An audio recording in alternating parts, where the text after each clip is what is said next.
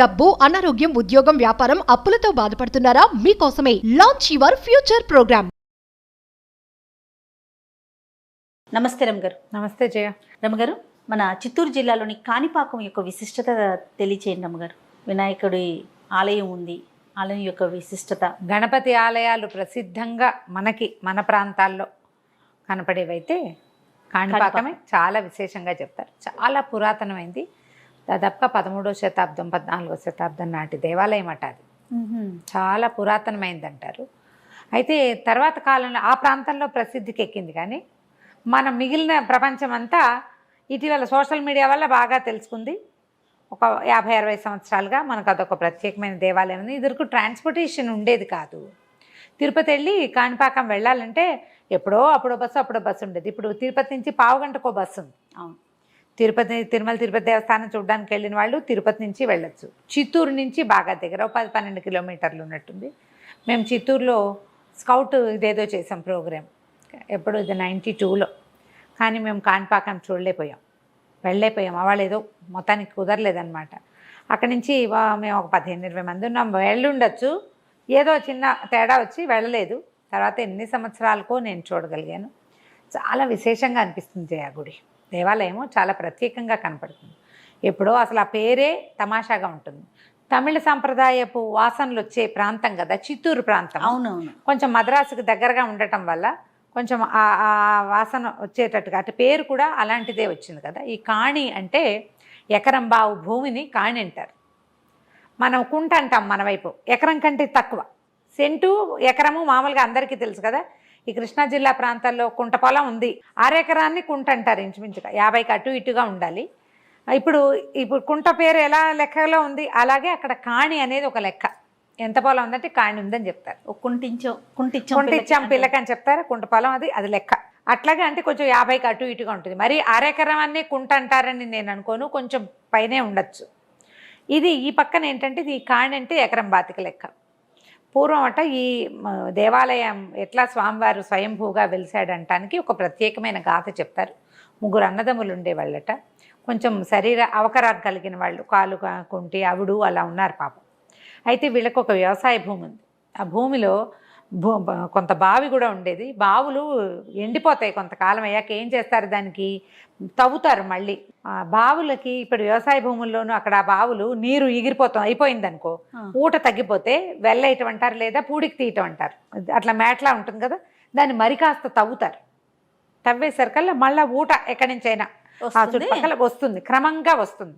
మొదటి రోజునే కనపడదు. కానీ ఈ బావి పూడికి తీసే పనులు, తర్వాత ఏమో ఈ వెళ్ళేసే పనులు ఊళ్ళలో సాధారణంగా చేసేవి.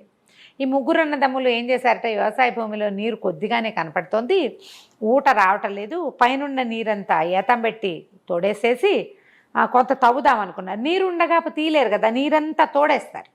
పూడికి తీసే పద్ధతి కూడా అంతే.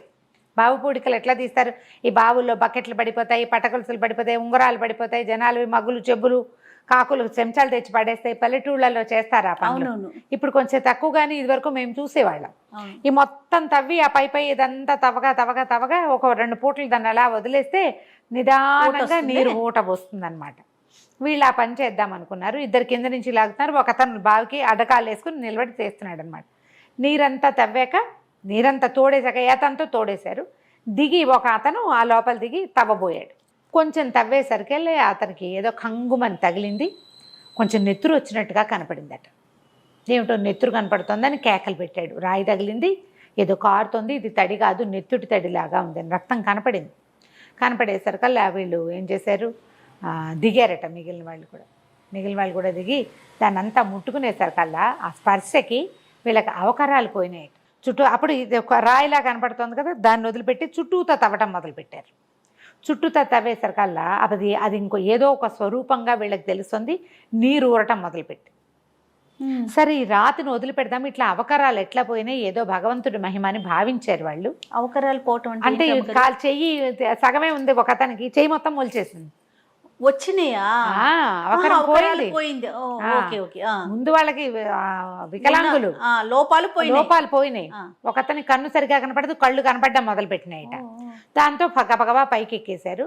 చుట్టుపక్కల అందరికీ చెప్పుకున్నారు, ఇట్లా అయింది, బావిలో ఏదో రాయి పడింది, దానికి ఏదో నెత్తురల్లే వచ్చింది, నీరు ఊరుతోందని మేము పైకి వచ్చేసాం, ఇట్లా మాకు ఇవన్నీ పోయినాయి. చుట్టుపక్కలందరూ ఆశ్చర్యపోయారు.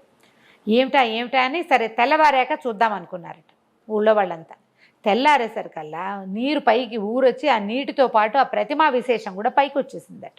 నీరు పైకి వచ్చేసింది. వ్యవసాయ బావులు చాలా లోతేం ఉండవు మన ఊళ్ళో నీళ్ళ బావుల్లాగా, ఒక మాదిరి లోతుంది. విగ్రహం కనపడుతుంది. అది ఎట్లా కనపడింది? గణపతి స్వరూపంలాగా కనపడింది. గడ్డపార తగిలిన చోట చిన్న నెత్తుడి చార కనపడుతోంది. కొట్టాడు కదా పలుగుతోటి, అక్కడ చార కనపడుతుంది. సరే వీళ్ళు ఏం చేశారు? ఆశ్చర్యపోయారు. భగవంతుడు ఇట్లా ప్రత్యక్షం అయ్యాడు. గణపతి ఆకారం అని తెలుస్తుంది. గణపతి ఆకారం ఇట్లా ఇలా ఉంటుంది. మొహంతో సుండం అవి కనపడుతుంది, తొండం కనపడుతుంది. ఆ ఆకారం కూడా ఇప్పుడు బొజ్జగణపై ఇట్లా కూర్చుంటే ఎట్లా కనపడుతుంది అట్లా కనిపిస్తుంది. ఇవాళ మనం కాణిపాక దేవాలయంలో మూలమూర్తిని ఏ స్వరూపంలో చూస్తామో అదే రూపం ఆ రోజు ప్రత్యక్షమైంది. ఏం మార్పు లేదు, ఆయన అలాగే ఉన్నాడు.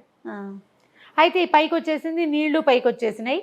వీళ్ళు ఏం చేశారు? ఇక స్వామివారిని తెలుసుకుని గణపతి మహిమ వీళ్ళకి ఇట్లా సత్యం చూపించాడు స్వామి, వీళ్ళకి అవకరాలు కూడా పోయినాయని విశేషంగా వేల కొద్దీ కొబ్బరికాయలు కొట్టారట. కొడితే ఆ కొట్టిన కొబ్బరికాయల నీళ్లు ఒక కాణి ప్రాంతం వరకు ప్రవహించినాయట. అన్ని కాయలు కొట్టారు. ప్రతి వాళ్ళకి ఒక భగవదావేశం కలిగిందనమాట. స్వామి ఇట్లా ప్రత్యక్షమయ్యాడు. వీళ్ళు ఎన్నేళ్ల నుంచో గుడ్డిగా కుంటిగా అవకరంగా నడవలేని వాళ్ళుగా ఉన్నవాళ్ళు నార్మల్గా అయిపోయారు వాళ్ళు. మరి స్వామి సత్యం పలికినట్టు కదా. అదే కదా. ఆ సంతోషంలో వాళ్ళు కొట్టిన కొబ్బరికాయలు ఒక కాణి వరకు పారినాయి నీళ్లు. దాన్ని కాణి పారకం అనేవాళ్ళట. అంత నీళ్లుగా ప్రవహించినాయి. అన్ని కొబ్బరికాయలు స్వీకరించాడు ఆయన. అందుకని ఆ ప్రాంతాన్ని కాణిపారక ప్రాంతం అనేవాళ్ళు. క్రమంగా అది కాణిపాకం అయింది. అలా ప్రతిమా విశేషంగా కనబడ్డ స్వామిని బావిలోనే ఆయన్ని బయటికి తీలేపోయారు వాళ్ళు. ప్రయత్నం చేశారు. దాని లోపల ఎంత కిందకెళ్ళినా ఎండ కనపడలేదు వాళ్ళకి, కనిపించలా. ఇక వదిలిపెట్టేశారు. తర్వాత కూడా ఏదో ప్రయత్నం కూడా చేశారట. ఆ బావిలోనే ఆయన్ని ఉంచి కరెక్ట్గా దాన్ని సరిగ్గా సెట్ చేసి అక్కడే దేవాలయాన్ని నిర్మించారు. క్రమంగా దేవాలయం నిర్మాణం జరిగింది. అయితే ఈయన సత్యం పలికే దేవుడని ఇక్కడ అబద్ధం చెప్పరు. కాణిపాకంలో ప్రమాణం చేస్తావా అంటారు ఆ ప్రాంతం అంతా. భలే విశేషంగా ఉంటుంది. మనకి ఆ ప్రతిమ ఇట్లా ఇలా ఇట్లా కనపడుతుంది. ఇప్పటికి కూడా ఊట వస్తుంది అంటారు. ఊట వస్తుంది. నీళ్ళు వస్తే ఆ నీళ్లు మీద చల్లితే చాలా విశేషంగా అనారోగ్యాలు తగ్గుతాయని అది తీర్థంగా, పవిత్ర తీర్థంగా భావిస్తారు. అయితే ఈ ప్రతిమా విశేషం స్వామివారు పెరుగుతున్నారని ప్రతీతి. 50 ఏళ్ల క్రితం ఒక కవచం చేయించారట. కవచం కనపడుతుంది మనకి. ఆ కవచము ఇప్పుడు పట్టట్లేదట. అది ఎన్ని వందల సంవత్సరాల క్రితం కదా. వందల సంవత్సరాల నుంచి ఈ ప్రతిమా స్వరూపం కొంచెం కొంచెంగా పెరుగుతుంది అని మనం 2-3 చోట్ల ఇది చూస్తాం.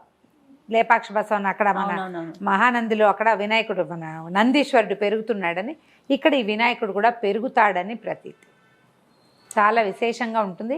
దేవాలయ దర్శనం చేసి తీరాలి. మొక్కులు బాగా చుట్టుపక్కల ప్రాంతం వాళ్ళంతా ఇక్కడ ఏంటంటే అబద్ధం చెప్పిన వాళ్ళు, అబద్ధపు సాక్ష్యాల వాళ్ళు చెల్లరు, ఆయన శిక్షిస్తాడని నమ్ముతారు. దీనికి దేవాలయంలోనే ఒక పక్కగా ఇంకో బావి ఉంది. అందులో స్వామివారి వాహనమైన ఏలిక ఉంటుందని, మూషిక ఉంటుందని చెప్తారు. చాలామంది ఏం చేస్తారంటే ఇష్టమైనది ఏదైనా ఆ బావిలో వదిలేస్తే కోరిన కోరిక తీరుతుందని ఆ ప్రాంతవాసుల నమ్మకం.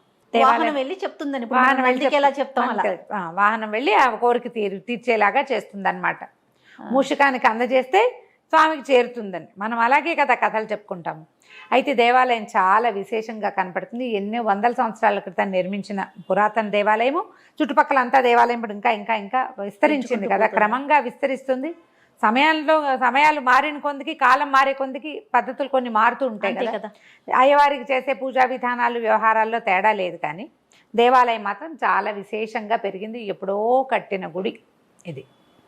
చోళుల కాలంలోనే కట్టబడింది అంటారు. క్రమంగా విస్తరించిందనమాట. ఇక్కడ మరకతాంబికా సమేత మాణిక్యేశ్వర స్వామి దేవాలయం ఒకటి ఉంది. అక్కడి నుంచి కొంచెం ఇంకో పక్కగా తూర్పు ఈశాన్యం వైపుకి ఇంచుమించుగా నాకు గుర్తుండి తూర్పు వైపుకి అనుకుందాం, అక్కడ మా వరదరాజస్వామి దేవస్థానం ఒకటి ఉంది. అంత ఆలయ ప్రాంగణంలోనే అనుబంధంగా ఉన్నట్టుగానే కనిపిస్తాయి. ఇవన్నీ ఒక చోట ఉన్నాయి, ఒక బంచ్ లాగా. ఒకవైపు మణికంఠేశ్వర స్వామి, ఇంకోవైపు వరదరాజస్వామి ఉండటం వల్ల ఈ ప్రాంతము హరిహర క్షేత్రంగా కూడా కనిపిస్తుంది. శివకేశవుల ఆలయాలు ఉంటే దాన్ని అట్లా చెప్తారు కదా. మనకి వినాయకుడికే ప్రత్యేకమైన దేవాలయాలు, ఇంత విశేషమైన చరిత్ర ఉన్నవి, ఇంత పురాతనమైనవి తక్కువ కనిపిస్తాయి. అవును. అయితే ఈ దేవాలయంలోనే ఒక సర్పం, నాగుపాము తిరుగుతూ ఉంటుందట. అప్పుడప్పుడు కనపడుతుంది, దాని నెత్తిన మణి కూడా ఉందని చెప్తారట ఆలయ పూజారులు. అది ఎప్పుడు ఎవరికి ఏ హాని చేసినట్టుగా కనిపించదు. అనుబంధంగా ఒక పెద్ద కోనేరు ఉంది, చాలా విశాలంగా ఉంటుంది. ఆ శిల్పాలు అవి చాలా బాగుంటాయి. పాతకాలపు కట్టడం కదా, మనం ముందు కనపడితే ముందు లేటెస్ట్ కట్టడంలా కనపడుతుంది. లోపలికి వెళ్ళిన కొద్దికి మనకి ఆ పురాతత్వం తెలుస్తూ ఉంటుంది అనమాట. పురాతనమైన దేవాలయం అనేది తెలుస్తుంది. కాణిపాకం వినాయకుడు స్వయంభువు అవటం వల్ల సత్యదేవుడని ఆయన, అక్కడ ఏదైనా అబద్ధపు సాక్ష్యం చెల్లదని, ఎవరైనా మోసం చేసిన వాళ్ళు కనుక ఇతరులను మోసం చేసేవాళ్ళు అక్కడ దేవాలయానికి రావడానికి కూడా భయపడతారని చెప్తారు.